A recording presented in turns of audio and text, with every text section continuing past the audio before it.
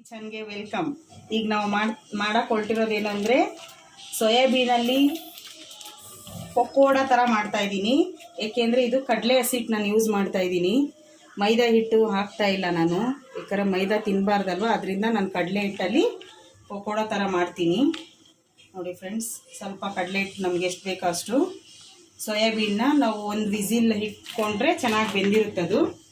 ಅದನ್ನೆತ್ತಿ ಇದಕ್ಕೆ ಹಾಕ್ಕೊಳ್ಬೇಕು ಅಷ್ಟೇ. ಹಾಕ್ಕೊಂಡು ಇದಕ್ಕೆ ನಾನು ಏನೇನು ಹಾಕಬೇಕು ಅಂತ ಹೇಳ್ತೀನಿ ನೋಡಿ ಫ್ರೆಂಡ್ಸ್. ಉಪ್ಪು ರುಚಿಗೆ ತಕ್ಕಷ್ಟು ಹಾಕ್ತಾ ಇದ್ದೀನಿ. ಆಮೇಲೆ ಸ್ವಲ್ಪ ಖಾರದ ಪುಡಿ, ಸ್ವಲ್ಪ ಎಣ್ಣೆ ಹಾಕ್ಕೋಬೇಕಷ್ಟೇನೆ. ಕಾಯ್ದಿರೋ ಎಣ್ಣೆ ಬಾಣಲಿಗೆ ಇಡ್ತೀರಲ್ವಾ, ಅದನ್ನು ಸ್ವಲ್ಪ ಎತ್ತಿ ಹಾಕ್ಕೊಂಡು ಕಲಿಸ್ಕೊಂಡು ಹಾಕ್ಬೇಕಷ್ಟೇ. ತೋರಿಸ್ಕೊಡ್ತೀನಿ ಅದನ್ನು. ನೋಡಿ ಫ್ರೆಂಡ್ಸ್, ಈಗ ಎಣ್ಣೆಗೆ ಹಾಕ್ಬೇಕಲ್ವ, ಅದಕ್ಕೆ ಎಣ್ಣೆ ಎಷ್ಟು ಬೇಕೋ ಅಷ್ಟನ್ನು ಹಾಕ್ಕೊಳ್ಳಿ.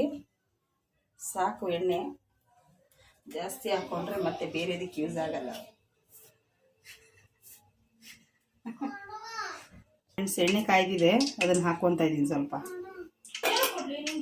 ನೀರು ಹಾಕ್ಕೊಂಡು ಕಲಿಸ್ಕೋಬೇಕು ಹಸಿಟ್ಟನ್ನ, ಎಷ್ಟು ಗಟ್ಟಿಗೆ, ಸ್ವಲ್ಪ ಮೀಡಿಯಮ್ ಆಗಿ. ಯಾಕಂದರೆ ಸೋಯಾಬೀನನ್ನು ನೀರಲ್ಲಿ ಬೇಯಿಸಿರೋದ್ರಿಂದ ತುಂಬ ನೀರು ಹಾಕಿಬಾರ್ದು ಇದಕ್ಕೆ. ನೋಡಿ ಫ್ರೆಂಡ್ಸ್, ಈಗ ಇದಕ್ಕೆ ಹಾಕ್ಕೊತಾ ಇದ್ದೀನಿ.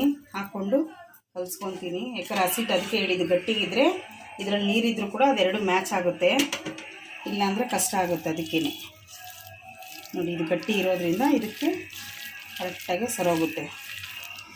ಬೇಕು ಅಂದರೆ ಸೋಯಾಬೀನ್ಗೆ ಉಪ್ಪು ಹಾಕಿ ಬೇಕಾದ್ರೆ ಬೇಯಿಸ್ಕೊಂಡ್ರು ಇನ್ನೂ ಚೆನ್ನಾಗಿ ಉಪ್ಪು ಹಿಡಿದಿರುತ್ತೆ.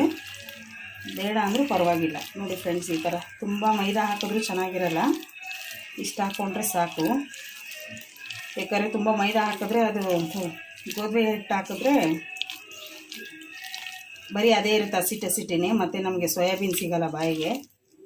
ಹಂಗಾಗಿ ಹಸಿಟ್ಟು ಕಮ್ಮಿ ಹಾಕ್ಕೋಬೇಕು, ಸೋಯಾಬೀನ್ ಕಾಣಿಸ್ತಾ ಇರಬೇಕು. ಈಗ ನಾನು ಹಾಕಿ ತೋರಿಸ್ತೀನಿ ನೋಡಿ. ಎಣ್ಣೆ ಕಾಯ್ದಿದೆ. ಅಂದರೆ ಇದು ತುಂಬ ಹೊತ್ತು ಬೇಯಿಸಬಾರ್ದು, ಹಾಕಿ ಹಂಗೆ ಎತ್ಕೊಂಡ್ಬಿಡ್ಬೇಕು. ತುಂಬ ಹೊತ್ತು ಕಾಯಿಸಿದ್ರೆ ಏನಾಗುತ್ತೆ ಅಂದರೆ ಕರಿ ಅಂತ ಆಗೋಗ್ಬಿಡುತ್ತೆ, ಗರಂ ಅಂತ. ಯಾವ ಥರ ಬೇಕೋ ತಿನ್ನೋದಕ್ಕೆ, ಯಾವ ಥರ ಇಷ್ಟ ಆಗುತ್ತೋ ಆ ಥರ ನೀವು ಮಾಡ್ಕೋಬೋದು. ಗರಿ ಬೇಕು ಅಂದರೆ ತುಂಬ ಹೊತ್ತು ರೋಸ್ಟ್ ಮಾಡಿ. ವಯಸ್ಸಾಗಿರೋರು ರೋಸ್ಟ್ ಬೇಡ, ಗರಿ ನಮ್ಮ ಮೀಡಿಯಮ್ಮಾಗಿ ಇಡ್ಲಿ ಹಣ್ಣವರು ಮೀಡಿಯಮ್ಮಾಗಿ ಹಾಕಿದ ತಕ್ಷಣ ಅದನ್ನು ತೆಗೆದು ಎತ್ಬಿಡ್ಬೋದು. ನೋಡಿ ಫ್ರೆಂಡ್ಸ್, ಆಯಿತು. ತಿರುವಾಕ್ಬೇಕಿದ್ದು ಸ್ವಲ್ಪ. ಎಣ್ಣೆ ತುಂಬ ಹಾಕೊಂಡ್ರೆ ಏನು ಬೇಕಾಗಿರಲ್ಲ. ಮೀಡಿಯಮ್ಮಾಗಿ ಹಾಕ್ಕೊಂಡಿದ್ದೀವಲ್ವ, ಸ್ವಲ್ಪ ತಿರುವಾಕೊಂಡು ಅದನ್ನು ಇಟ್ಕೊಂಡು ಹಾಕ್ತೀನಿ. ಮುಗೀತು ಸೋಯಾಬೀನ್ ಬೋಂಡ. ನೋಡಿ ಫ್ರೆಂಡ್ಸ್, ಈ ಥರ ಆಗಿದೆ. ಗರಿ ಬೇಕು ಅಂದರೆ ಇನ್ನೂ ಸ್ವಲ್ಪ ತೆಣ್ಣಲ್ಲಿ ಬಿಟ್ಟರೆ ಗರಿ ಆಗುತ್ತೆ. ಪ್ಲೀಸ್ ಲೈಕ್ ಮಾಡಿ, ಕಮೆಂಟ್ಸ್ ಮಾಡಿ, ಶೇರ್ ಮಾಡಿ. Thank you.